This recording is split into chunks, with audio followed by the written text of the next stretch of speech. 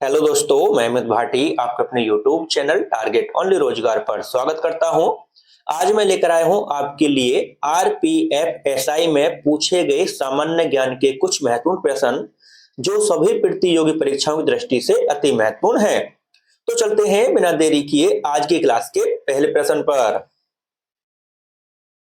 भारत की जनगणना 2011 के अनुसार भारत के किस जिले की साक्षरता दर सबसे कम है? तो आपका सही उत्तर है ऑप्शन ए अलीराजपुर। अगर दोस्तों आपसे पूछा जाए भारत का सबसे कम साक्षर राज्य कौन सा है, तो दोस्तों सबसे कम साक्षर राज्य है बिहार। आपका अगला प्रश्न, भारत का पहला महिला विश्वविद्यालय कहाँ स्थापित किया गया था? तो आपका सही उत्तर है ऑप्शन सी मुंबई। अगर दोस्तों आपसे पूछा जाए भारत के पहले महिला विश्वविद्यालय की स्थापना कब की गई थी, तो दोस्तों इसकी स्थापना की गई थी वर्ष 1916 में। और दोस्तों इस महिला विश्वविद्यालय का नाम है एस एंड डी टी महिला विश्वविद्यालय। और दोस्तों अगर आपसे पूछा जाए 1916 में इसके पहले कुलपति कौन थे, तो दोस्तों इसके पहले कुलपति थे कर्वे। ठीक दोस्तों, आपका अगला प्रश्न, 1960 में लंबाई के मानक माप को परिभाषित करने के लिए किस समस्थानिक का उपयोग किया गया था? तो आपका सही उत्तर है ऑप्शन बी क्रिप्टन 86 का। आपका अगला प्रश्न, साइमन कमीशन भारत में कब आया था? तो आपका सही उत्तर है ऑप्शन बी 3 फरवरी 1928। अगर दोस्तों आपसे पूछा जाए साइमन कमीशन भारत में सबसे पहले कहां पहुंचा था, तो दोस्तों यह पहुंचा था लाहौर। लाहौर में दोस्तों। और दोस्तों अगर आपसे पूछा जाए साइमन कमीशन के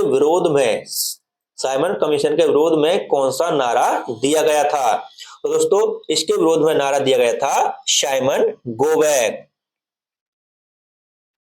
साइमन गो बैक। आपका अगला प्रश्न, भारतीय राष्ट्रगान के रचयिता कौन है? तो आपका सही उत्तर है ऑप्शन सी रविंद्रनाथ टैगोर। अगर दोस्तों आपसे पूछा जाए रविंद्रनाथ टैगोर को साहित्य का नोबेल पुरस्कार कब मिला था, तो दोस्तों इनको मिला था साहित्य का नोबेल पुरस्कार वर्ष 1913 में। और दोस्तों इनको किस पुस्तक के लिए मिला था, तो दोस्तों इनको मिला था गीतांजलि पुस्तक के लिए। ठीक है दोस्तों, आपका अगला प्रश्न, 2026 में कौन सा देश एशियाई खेलों की मेजबानी करेगा? तो आपका सही उत्तर है ऑप्शन डी जापान। अगर दोस्तों आपसे पूछा जाए पहली बार एशियाई खेलों का आयोजन किस वर्ष हुआ था, तो दोस्तों इसका आयोजन हुआ था पहली बार वर्ष 1951 में। और दोस्तों कहां पर हुआ था, तो दोस्तों भारत में दोस्तों। आपका अगला प्रश्न, टोक्यो पैरालंपिक 2020 के स्वर्ण पदक विजेता कृष्ण नागर का संबंध किस खेल से है? तो आपका सही उत्तर है ऑप्शन सी बैडमिंटन। अगर दोस्तों आपसे पूछा जाए पहले आधुनिक ओलंपिक खेलों का आयोजन किस वर्ष हुआ था, पहले आधुनिक ओलंपिक खेलों का आयोजन किस वर्ष हुआ था, तो दोस्तों वह हुआ था वर्ष 1896 में। आपका अगला प्रश्न, सूर्य से पृथ्वी पर प्रकाश को आने में कितने मिनट का समय लगता है? तो आपका सही उत्तर है ऑप्शन डी 8 मिनट 20 सेकेंड। अगर दोस्तों आपसे पूछा जाए सूर्य पर ऊर्जा का स्रोत क्या है, तो दोस्तों सूर्य पर ऊर्जा का स्रोत है नाभिकीय संलयन। नाभिकीय संलयन। ठीक है दोस्तों, आपका अगला प्रश्न। 2010 में विश्व चैंपियन में स्वर्ण जीतने वाले पहले भारतीय पहलवान कौन थे? तो आपका सही उत्तर है ऑप्शन ए सुशील कुमार। आपका अगला प्रश्न। निम्न में से कौन सा ग्रह पृथ्वी के सबसे निकट है? तो आपका सही उत्तर है ऑप्शन बी शुक्र ग्रह। अगर दोस्तों आपसे पूछा जाए सूर्य के सबसे निकटतम ग्रह कौन सा है, तो दोस्तों सूर्य के सबसे निकटतम ग्रह है बुध। ठीक दोस्तों, आपका अगला प्रश्न। किस ग्रह का वायुमंडल सल्फ्यूरिक अम्ल के घने सफेद और पीले बादलों से बना है? तो आपका सही उत्तर है ऑप्शन ए शुक्र ग्रह। अगर दोस्तों आपसे पूछा जाए शाम का तारा या भोर का तारा किस ग्रह को कहा जाता है, एक बार फिर से बोलता हूं, शाम का तारा या भोर का तारा किस ग्रह को कहा जाता है? तो दोस्तों वह कहा जाता है शुक्र ग्रह को दोस्तों। आपका अगला प्रश्न। किस अनुच्छेद के अनुसार सभी अल्पसंख्यकों को चाहे वे धर्म या भाषा पर आधारित हो अपनी पसंद के शैक्षणिक संस्थानों की स्थापना और प्रशासन का अधिकार होगा? तो आपका सही उत्तर है ऑप्शन डी अनुच्छेद 30 के तहत। आपका अगला प्रश्न।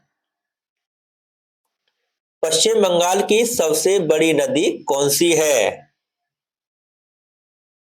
तो आपका सही उत्तर है ऑप्शन सी हुगली नदी। अगर दोस्तों आपसे पूछा जाए पश्चिम बंगाल की राजधानी कहाँ स्थित है, तो दोस्तों पश्चिम बंगाल की राजधानी है कोलकाता। ठीक दोस्तों, आपका अगला प्रश्न। निम्नलिखित में से कौन सा अनुच्छेद संसद में प्रयोग की जाने वाली भाषा से संबंधित है? तो आपका सही उत्तर है ऑप्शन बी अनुच्छेद 120। आपका अगला प्रश्न। निम्नलिखित में से कौन राज्य सभा का पदेन सभापति होता है?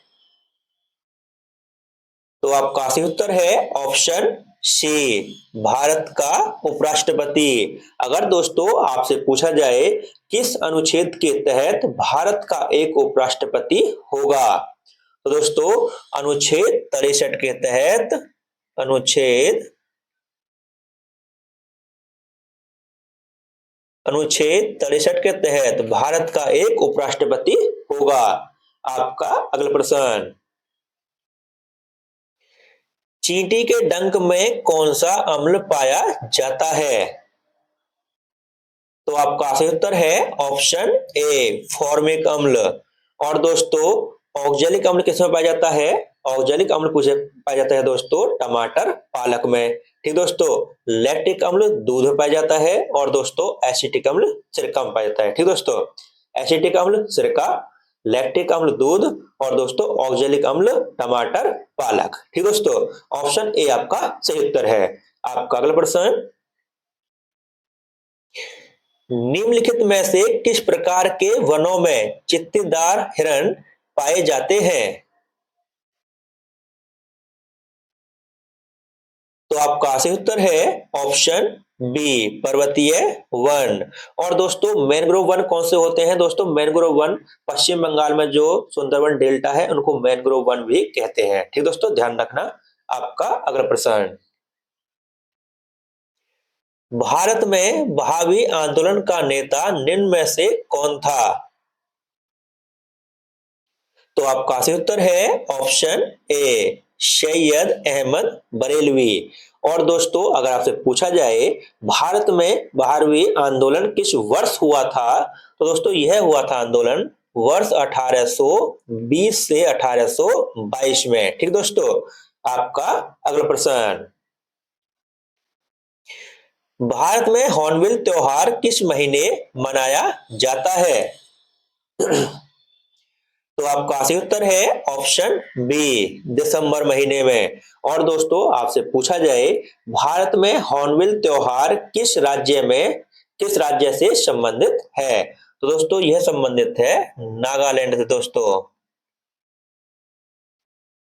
ठीक दोस्तों, और दोस्तों एक क्वेश्चन और आया है एग्जाम में, पूछा गया है नागालैंड में हॉर्नबिल त्योहार कितने दिन मनाया जाता है, तो दोस्तों यह मनाया जाता है 1 दिसंबर से 10 दिसंबर। दोस्तों 10 दिन मनाया जाता है कुल, ठीक है, 1 दिसंबर से 10 दिसंबर। दोस्तों एग्जाम में क्वेश्चन आ चुका है कितने दिन मनाया जाता है, तो दोस्तों 10 दिन मनाया जाता है, ठीक है, 1 से 10। ठीक है, आपका अगला प्रश्न, एक नवपाषाण स्थल भ्राना किस राज्य में स्थित है, तो आपका सही उत्तर है ऑप्शन डी, हरियाणा। आपका अगला प्रश्न, भारतीय संविधान की प्रस्तावना में न्याय, सामाजिक, आर्थिक और राजनीतिक का विचार किस देश के संविधान से लिया गया है, तो आपका सही उत्तर है ऑप्शन ए, रूस। और दोस्तों अगर आपसे पूछा जाए भारतीय संविधान में उद्देश्य प्रस्ताव या प्रस्तावना किसने पेश किया था, तो दोस्तों यह पेश किया था जवाहरलाल नेहरू ने दोस्तों, जवाहरलाल नेहरू ने दोस्तों। ठीक दोस्तों, आपका अगला प्रश्न, भारतीय संविधान का कौन सा अनुच्छेद नियंत्रक एवं महालेखा परीक्षक कैग से संबंधित है,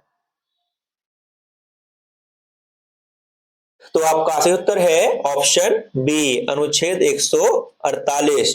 अगर दोस्तों आपसे पूछा जाए वर्तमान में भारत के कैग कौन हैं, तो दोस्तों वर्तमान में भारत के सीएजी हैं संजय मूर्ति,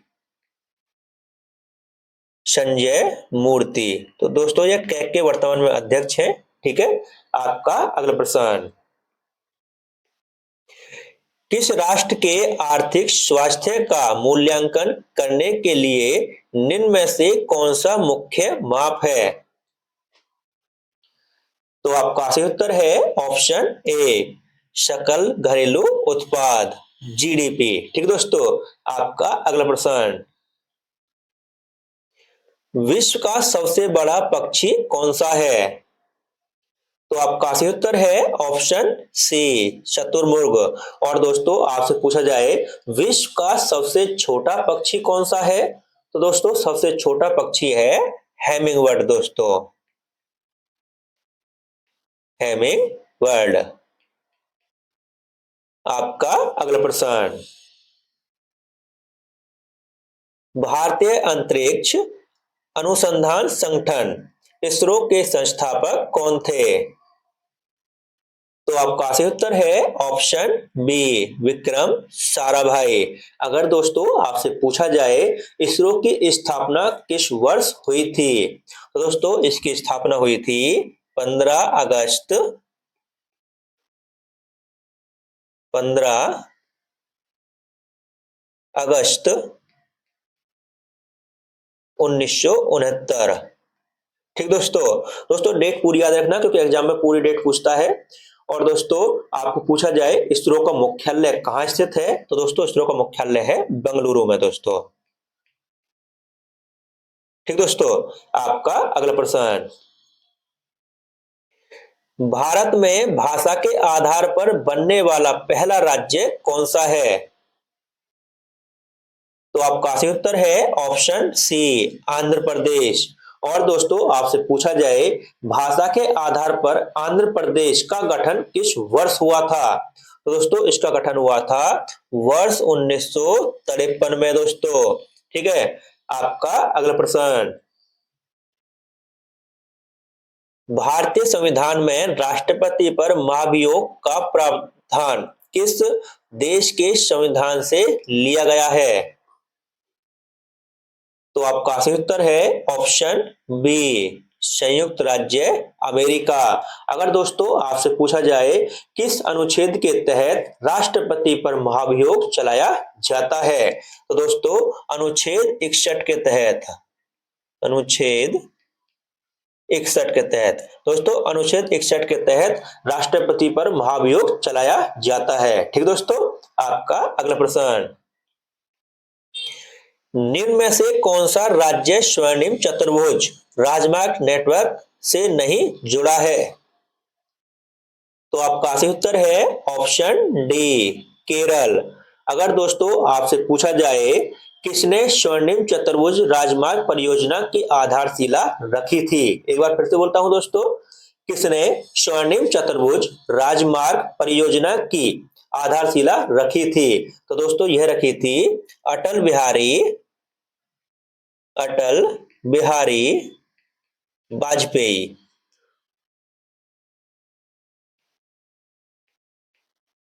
ठीक है दोस्तों, और दोस्तों किस वर्ष रखी थी, तो दोस्तों ये रखी थी 1999 में। ठीक है दोस्तों, ध्यान रखना। आपका अगला प्रश्न, सर्वोच्च न्यायालय के किस न्यायाधीश को पद से हटाने के लिए सर्वप्रथम प्रस्ताव लाया गया था, तो आपका सही उत्तर है ऑप्शन सी, रामास्वामी। आपका अगला प्रश्न, निम्न में से कौन द व्हाइट टाइगर पुस्तक के लेखक हैं, तो आपका सही उत्तर है ऑप्शन डी, अरविंद अडिंगा। और दोस्तों इसी के साथ हमारी क्लास यही समाप्त होती है। अगर आपको हमारी क्लास अच्छी लगी हो तो हमारी वीडियो को लाइक शेयर और सब्सक्राइब करना न भूलें। धन्यवाद।